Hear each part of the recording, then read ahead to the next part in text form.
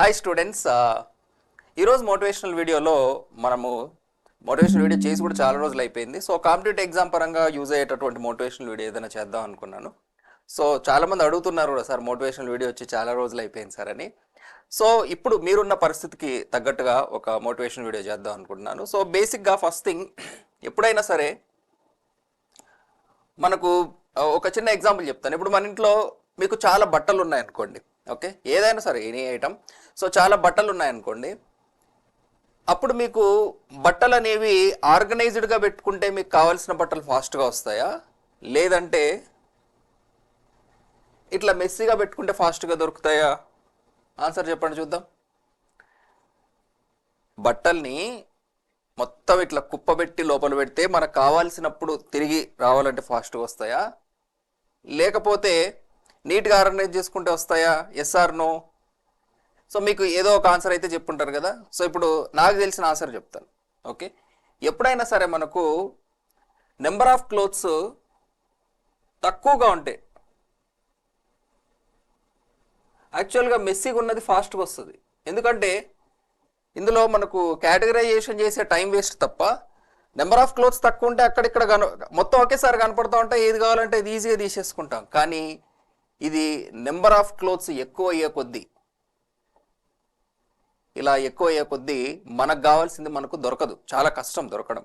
Okay, so ఇప్పుడు మన competitive ఎగ్జామ్లో కూడా మనం ప్రిపేర్ అయ్యేటటువంటి టైంలో మనం తీసుకునేటటువంటి, అంటే మన ఇంట్లో చాలా బట్టలు ఉన్నప్పుడు మనం ఎట్లా కేటగరైజ్ చేసుకుంటాం దేన్నైనా సరే. టీ షర్ట్లు అన్నీ ఒక చోట పెట్టుకుంటాము, ఇన్నర్ వేర్స్ అన్నీ ఒక చోట పెట్టుకుంటాము, ఫార్మల్ డ్రెస్లు ఒక చోట పెట్టుకుంటాం, ఫంక్షన్కి అవసరం అయితేనే వాడతాం అనేవి ఇంకొక చోట పెట్టుకుంటాము. ఇట్లా మన ర్యాక్లో ఒక కేటగరైజేషన్ ఉంటుంది.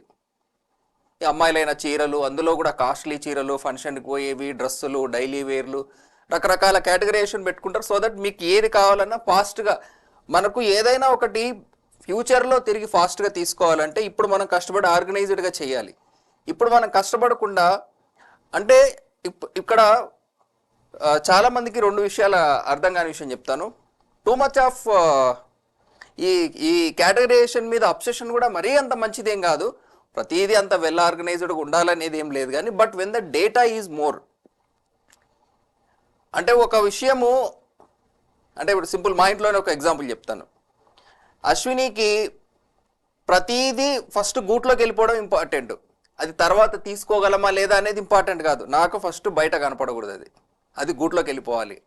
నేనేంటంటే గూట్లోకి వెళ్ళడం ఇంపార్టెంట్ కాదు, తిరిగి మనకు అవసరమైనప్పుడు అది వచ్చేటట్టు ఉండాలి. అది ఆ గూట్లోకి ఎందుకు వెళ్ళింది, దానికో రీజన్ ఉండాలి మనకి. ఇప్పుడు మెకానికల్ ఐటమ్స్ అన్నీ ఒక చోటు ఉండాలి, ఎలక్ట్రికల్ ఐటమ్స్ అన్నీ ఒక చోటు ఉండాలి, సివిల్ ఐటమ్స్ అన్నీ ఒక చోటు ఉండాలి, అట్లా మేకప్, అట్లా రకరకాలు ఏవైతే ఉంటాయి, దేనికి ఒక కేటగిరీ ఫస్ట్ మనం డిఫైన్ చేద్దాం ఇంట్లో. ఈ షెల్ఫ్ దీనికి, ఈ షెల్ఫ్ దీనికి, ఈ షెల్ఫ్ దీనికి, ఏం చేయాలనో తెలియని వాటికి ఇది, నా రిలేటెడ్వి, నీ రిలేటెడ్వి, ఇట్లా నీట్గా కేటగరైజ్ చేసి పెడతా. బట్ ఆబ్వియస్లీ వాళ్ళు వాళ్ళు వినరు కాబట్టి వాళ్ళకి అర్జెంటుగా ఏదైనా కనపడితే ఫస్ట్ లోపలికి వెళ్ళిపోవాలి. తిరిగి నాకు అవసరమైనప్పుడు నా పలానా ఐటమ్ ఏదైతే ఉందో అది ఎక్కడ పెట్టినావో చెప్పు అంటే ఏమో గుర్తు రావట్లేదు అంటది. నేను మళ్ళీ వెళ్ళి కొత్తది కొనుక్కుంటా, దొరకదు ఇంకా అది. అంటే ఫస్ట్ లోపలికి వెళ్ళిపోవడం ఇంపార్టెంట్ వాళ్ళకి, బయట నీట్గా ఉండాలి. అది తిరిగి తెచ్చుకోవడం పెద్ద ఇంపార్టెంట్ ఏం కాదు, పోయినా పర్వాలేదు, ఆ ప్రోడక్ట్ తిరిగి రాకపోయినా పర్వాలేదు, కానీ ఫస్ట్ బయట కనపడకూడదు నాకు అనేది అశ్విని రూల్. యాక్చువల్ ఇంట్లో నా రూల్ ఏంటంటే, అది ఎట్లా కనపడినా నాకు హైజీన్ పెద్ద ఇంపార్టెంట్ ఏం కాదు, బట్ నాకు తిరిగి కావాలన్నప్పుడు టక్మని దొరకాలి, ఇది నా ప్రిఫరెన్స్. సో ఈ రెండిట్లో నేను ఒక సపరేట్ ఎన్విరాన్మెంట్ క్రియేట్ చేసుకోవడం, నాకు సంబంధించి సపరేట్ రూమ్ పెట్టుకోవడం, ఈ రూమ్ ఎలా ఉన్నా నువ్వు టచ్ చేయకూడదు దీన్ని, ఇది రూల్ నెంబర్ 1. నీ రూమ్ నువ్వు ఎట్లనే పెట్టుకో, నా రూమ్ నేను మెస్సీగానే పెట్టుకుంటా, ఇట్లా ఉంటేనే నాకు విషయాలు ఫాస్ట్గా దొరుకుతాయి అనేది నా రూల్ ఇంట్లో. అట్లా ఎవరి ప్రిఫరెన్స్లు తగ్గట్టు వాళ్ళు రూమ్ డిజైన్ చేసుకుంటా ఉన్నారు. సో నాకు కింద ఆఫీస్లో ఒక పర్సనల్ రూమ్ ఉంటుంది అందుకే. సో ఇది నేను మీకు ఎందుకు చెప్తున్నా అంటే ఒక్కొక్కరిది ఒక్కొక్క కైండ్ ఆఫ్ మైండ్ సెట్ ఉంటుంది. కానీ సో ఇది నేను కాంపిటేటివ్ ఎగ్జామ్, అంటే నేను బేసిక్గా, అంటే తక్కువ నెంబర్ ఆఫ్ ఐటమ్స్ ఉన్నప్పుడు I like to be unorganised. ఎందుకంటే అది ఆర్గనైజ్డ్గా పెట్టుకోవడంలోనే ఎక్కువ టైం పోతుంది అనిపిస్తుంది నాకు. అక్కడి నుంచి జాగ్రత్తగా తీసి మళ్ళీ జాగ్రత్తగా పెట్టడానికి ఉండేదే 2 ఐటమ్స్, దానికి అంత జాగ్రత్త ఎందుకు అనిపిస్తుంది నాకు. నీట్గా కనపడడం అనేది అసలు ప్రిఫరెన్సే కాదు, అవసరమైనప్పుడు ఫాస్ట్గా రావడం అనేది నా preference. But at the same time ఎప్పుడైతే డేటా ఎక్కువైపోతుందో నాకు, నేనే ఆర్గనైజ్ చేస్తుందండి నీట్గా. ఇది నా క్యాలిక్యులేషన్ అనమాట. ఎందుకంటే నాకు హైజీన్ అనేది అంత టాప్ ప్రియారిటీ ఏం కాదు. సో ఒక్కొక్కరికి ఒక్కొక్క ప్రియారిటీస్ ఉంటాయి. సో ఇప్పుడు ఈ సోదంతా మాకెందుకు చెప్తున్నారు అంటే, ఇది మీ లైఫ్లో కూడా ఎప్పుడైనా సరే, అంటే నేను ఫాలో అయ్యే ప్రిన్సిపల్ చెప్తున్నాను, when the data is less unorganised is more better అని నాకు అనిపిస్తుంది. When the data is more we cannot handle that in a unorganised way. Definitely అది ఆర్గనైజ్డ్గానే ఉండాలి. ఇది మనము మీరు గ్రామీణ లెవెల్లో, నేషనల్ లెవెల్ అన్నిట్లో చూస్తూ ఉంటే కిందికి వెళ్ళే కొద్దీ you see more unorganised sector. మీరు దాన్ని ఎంత ఆర్గనైజ్ చేద్దామని అది ఆర్గనైజ్ కాదు, అన్ఆర్గనైజ్డ్గానే ఉంటుంది. అది అట్లనే కంఫర్టబుల్గా ఉంటుంది. ప్రతి చిన్నదానికి ఆర్గనైజ్ చేయాల్సిన అవసరం ఉండదు మనము. But when you see in the broad perspective the amount of data is increasing, మనకు అది ఆర్గనైజ్డ్గా ఉండాలి కంపల్సరీగా. సో ఇదంతా నేను మీకు ఎందుకు చెప్తున్నాను అంటే, సో ఇప్పుడు మన ఇంట్లో కూడా బట్టలు ఇట్లా మెస్సీగా ఉన్నాయనుకోండి, పలానా బట్టలు ఎక్కడ ఉన్నాయని వెతుక్కోవాలంటే మొత్తం బట్టలు తీయాల్సి వస్తుంది. సో రేపు మీకు ఎగ్జామ్లో కూడా ఇంత అమౌంట్ ఆఫ్ డేటా ఉన్నప్పుడు ఆ డేటా మన బ్రెయిన్లోకి వెళ్ళడం మాత్రం ఇంపార్టెంట్ కాదు, అది ఒక ఆర్గనైజ్డ్ వేలో వెళ్ళడం చాలా ఇంపార్టెంట్ మనకి. ఎట్లా పడితే అట్లా ర్యాండమ్గా మొత్తం అన్ని క్వశ్చన్లు చూసేసినా, మొత్తం అన్ని చదివేసినా, మాకు తెలియదు ఏం లేదనుకుంటాం. కానీ తిరిగి గుర్తు రావాలి కదా. అది ఊరికే డంప్ చేసుకుంటే ఏమొస్తుంది నాలెడ్జ్ అంతా. ఈరోజు మీకు టెలిగ్రామ్లో కూడా ఒక చిన్న క్వశ్చన్ ఎందుకు పెట్టానంటే, అదే ఐఏఎస్ క్వశ్చన్లు అన్నీ చూసేసి ఉంటాం అనుకుంటారు. ఇది చూస్తే అరే ఈ క్వశ్చన్ నేను చూడలేదే అనిపిస్తుంది. ఎందుకంటే నీ ఫోకస్ అన్ని క్వశ్చన్లు చూడడం మీద, అర్థం చేసుకోవడం మీదే ఉంది. కానీ తిరిగి అవసరమైతే మనకి ఇది గుర్తొచ్చేలాగా చదువుతున్నాం అనేది ఎవరు పట్టించుకోరు. అది ఇంపార్టెంట్ యాక్చువల్గా. నీకు తిరిగి ఎగ్జామ్ టైంలో నువ్వు రీకాల్ చేసుకోగలిగిన నాలెడ్జ్ ఉండడం ఇంపార్టెంట్, నీకు రివిజన్ ఇంపార్టెంట్. ప్రిపరేషన్ ఎంత ఇంపార్టెంట్ అంతకు మించిన ఇంపార్టెంట్ రివిజన్ అనేది మనకు. సో ప్రాపర్ ఆర్గనైజ్డ్గా మనం కంటెంట్ని పెట్టుకోవడం అనేది చాలా చాలా ఇంపార్టెంట్. అప్పుడు మీకు యాక్యురసీ చాలా పెరుగుతుంది. మీకు ఫామ్లో గుర్తు రాదనేది కాదు, వెంటనే గుర్తు రావాలి మనకు. ఇప్పుడు ఇందులో మీ బట్టలు దొరకవనేవి కాదు, ఫాస్ట్గా దొరకవు, కొంచెం టైం పడుతుంది. దీనికి ఏ ఫార్ములానా అని ఆలోచించడానికి, ఓ ఇదా ఈ ఫార్ములా అనడానికి చాలా తేడా ఉంటుంది. సో ఆ డేటా మన బ్రెయిన్లోకి ఎట్లా ఆర్గనైజ్డ్గా వెళ్తుంది. ఇప్పుడు మీకు ఇంకో ఎగ్జాంపుల్ కూడా చూపిస్తాను మీకు.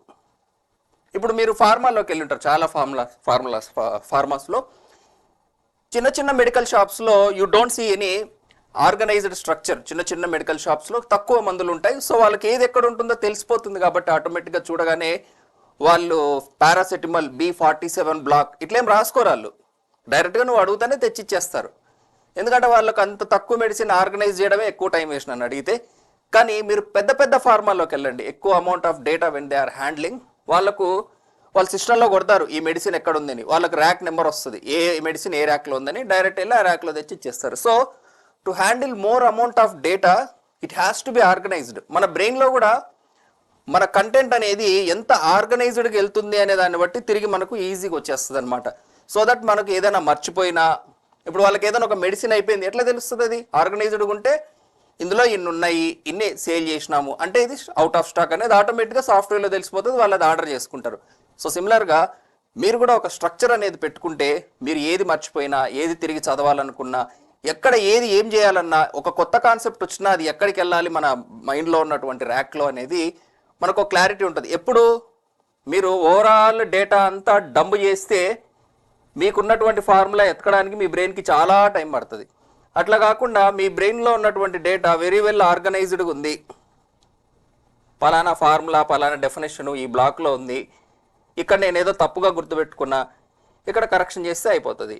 లేదు ఇందులో ఒక కొత్త మోడల్ ఏదో వచ్చింది యాడ్ చేసుకోవాలి ఒకరు, ఇది మనకు ఒక స్ట్రక్చర్ వెళ్ళిపోతుంది బ్రెయిన్లోకి. ఎప్పుడు నువ్వు చదివేటప్పుడు ఒక స్ట్రక్చర్ ఉంటే. బట్ మన సిలబస్ చాలా పెద్దది, ఆర్గనైజ్డ్గా లేదు, దీన్ని ఆర్గనైజ్ చేయాలి. సో నేను చేసే పనులు అవే మీరు చూస్తూ ఉంటే ఇది కొత్తగా ఏం కాదు. నేను ఇన్స్టిట్యూట్ పెట్టినప్పటి నుంచి చూడండి, నేను ఎప్పుడు కూడా ఒక స్ట్రక్చర్ మీద ఫోకస్ చేస్తూ ఉంటా. ఇది ఒక స్ట్రక్చర్, ఒక గ్రిడ్ అన్నట్టు. మీరు నా టీచింగ్ స్టైల్ ఎక్కడ చూసినా సరే నా స్టైల్లో ఒక ఆర్గనైజేషన్ ఉంటుంది, మీరు గమనిస్తే తెలుస్తుంది అది. సో దాన్ని నేను ఇంప్రూవ్ చేసి లోపలికి వెళ్తూ ఉంటాను అనమాట. ఆర్గనైజేషన్ ఫార్ములాస్ అన్న ఒక చోట పెట్టడము, డేటా అంతా ఒక చోట పెట్టడము, ఇట్లా నాకు ఒక స్టైల్ ఆఫ్ ఆర్గనైజింగ్ ఉంటుంది నా దాంట్లో. ఫాలో అయ్యే వాళ్ళకి తెలుస్తుంది.